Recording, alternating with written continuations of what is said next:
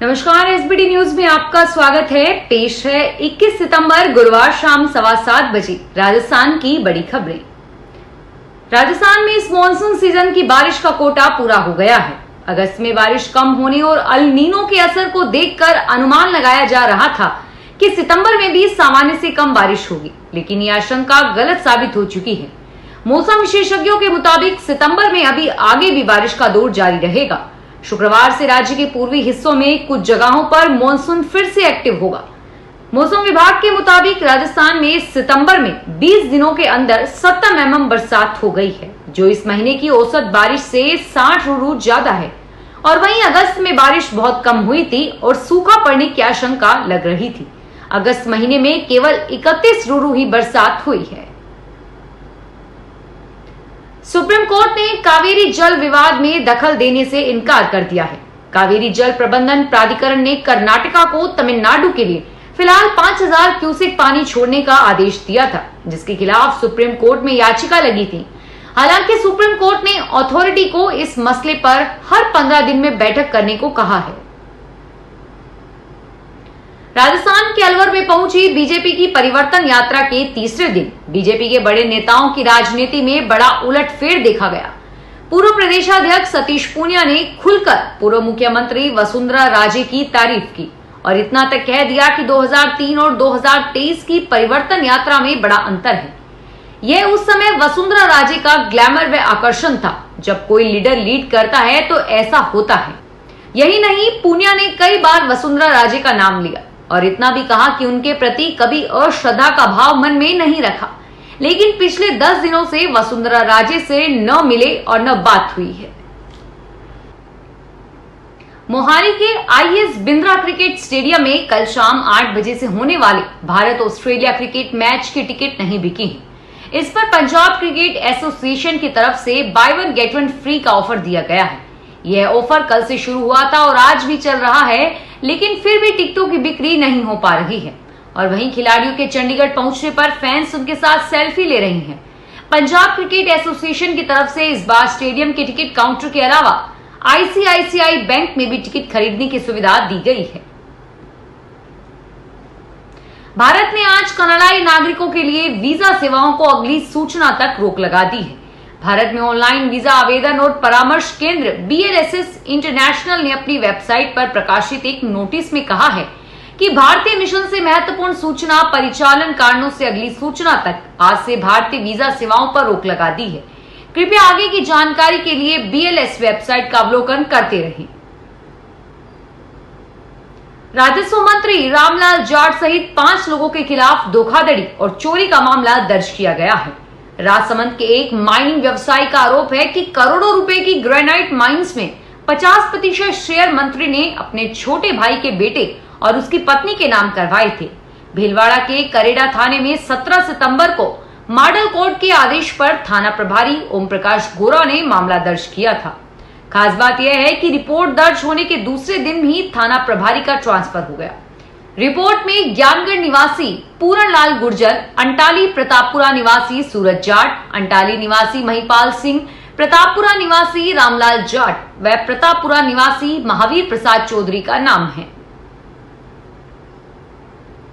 ओंकारेश्वर में ओंकार पर्वत पर स्थापित आदि गुरु शंकराचार्य की प्रतिमा का अनावरण गुरुवार को हो गया है।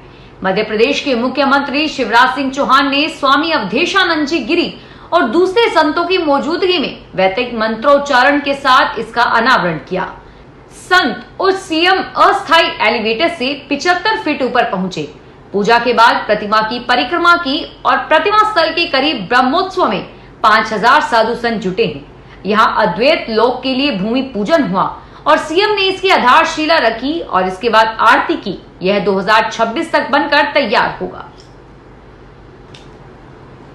रामगंज मंडी में बुधवार को भाजपा की परिवर्तन यात्रा निकली, जिसमें जेब कतरों ने आमजन की जेब से 86,000 रुपए चुरा लिए।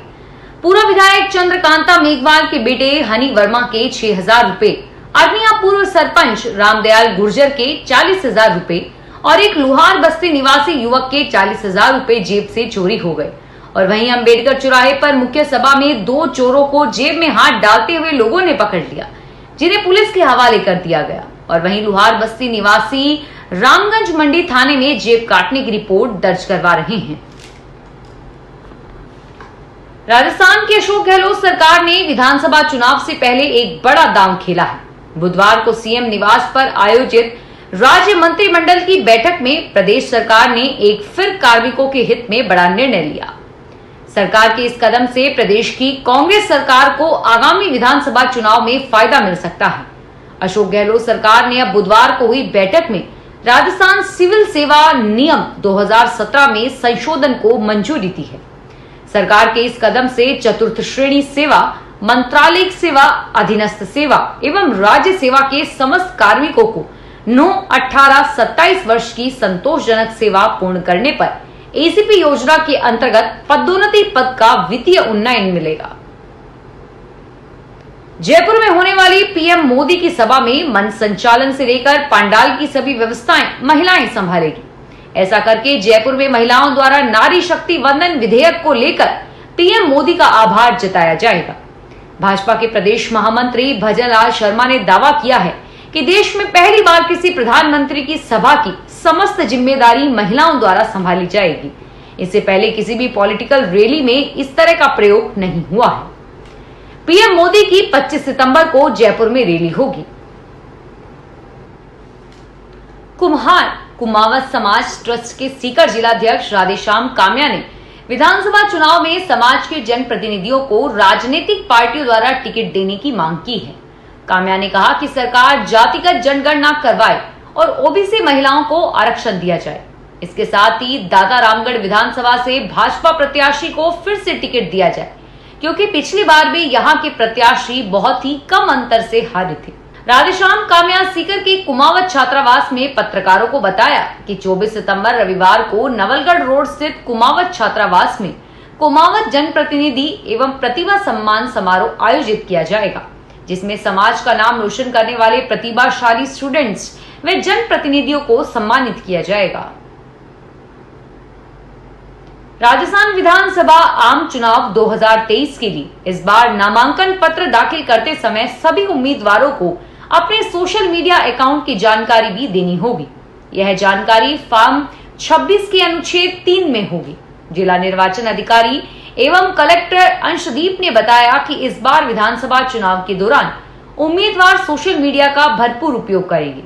निर्वाचन आयोग ने इसी के दृष्टिगत सोशल मीडिया अकाउंट्स की जानकारी मांगी, ताकि चुनाव के दौरान उनकी ओर से डाली जा रही प्रचार प्रसार की सामग्री पर निगरानी रखी जा सके। उन्होंने बताया कि आदर्श आचार संहिता सोशल मीडिया पर भी लागू होगी। जयपुर एयरपोर्ट पर कस्टम अधिकारियों ने गुरुवार सुबह 7 किलो गोल्ड पकड़ा है, जो दुबई से लाया जा रहा था। कस्टम अधिकारियों ने पेस्ट की फॉर्म में लाए गए सोने को जब्त कर लिया। इसकी बाजार कीमत 4 करोड़ 20 लाख रुपए बताई जा रही है। कस्टम अधिकारियों ने 2 यात्रियों को गिरफ्तार किया है। कस्टम ऑफिसर ने बताया कि मुखाबिर से जानकारी मिली कि 2 यात्री दुबई से आने वाले स्पाइस जेट की फ्लाइट से करोड़ों रुपए का गोल्ड लेकर आ रहे हैं। मुखबिर ने दोनों पैसेंजर्स के नाम कस्टम अधिकारियों को दे दिए थे और इस पर टीम ने एयरपोर्ट पर फ्लाइट लैंड करने के साथ ही अपनी टीम को एक्टिव कर दिया था। इस साल के बीते 8 महीनों में देश के घरेलू विमान यात्रियों की संख्या तकरीबन 12 करोड़ हो गई थी, जो बीते साल की इस अवधि में हवाई यात्रियों की संख्या से 38% अधिक है। नागर विमानन मंत्रालय ने गुरुवार को यह बताया कि घरेलू विमानन उद्योग ने 2023 के पहले 8 महीनों के दौरान यात्री यातायात में उल्लेखनीय वृद्धि दर्ज की है। नवीनतम डेटा विश्लेषण के अनुसार जनवरी से अगस्त 2023 तक घरेलू एयरलाइंस द्वारा यात्रियों की संख्या 11 करोड़ 90 लाख 62 हजार तक पहुंच गई, जो कि पिछले वर्ष की इस अवधि की तुलना में 38.27% अधिक है। राजसमंद कलेक्ट्रेट सभागार में गुरुवार को राजनीतिक दलों के प्रतिनिधियों को आगामी विधानसभा चुनाव के मद्देनजर ट्रेनिंग दी गई। इस दौरान जिला निर्वाचन अधिकारी कलेक्टर नीलाप सक्सेना और उप निर्वाचन अधिकारी नरेश बुनकर सहित राजनीतिक दलों के प्रतिनिधि मौजूद थे। प्रशिक्षण के दौरान जिला निर्वाचन अधिकारी नीलाप सक्सेना ने अधिकारियों, प्रशिक्षकों और राजनीतिक दलों से कहा कि पूर्व के अनुभवों से सीख लेते हुए बेहतर चुनाव संपन्न करने की दिशा में हम सभी को प्रयास करने हैं। उन्होंने कहा कि प्रशासन का प्रयास रहेगा कि निष्पक्ष और पारदर्शी पूर्ण निर्वाचन प्रक्रिया संपन्न हो। फिलहाल इस बुलेटिन में इतना ही और फिर हाजिर होंगे तमाम बड़ी खबरों के साथ।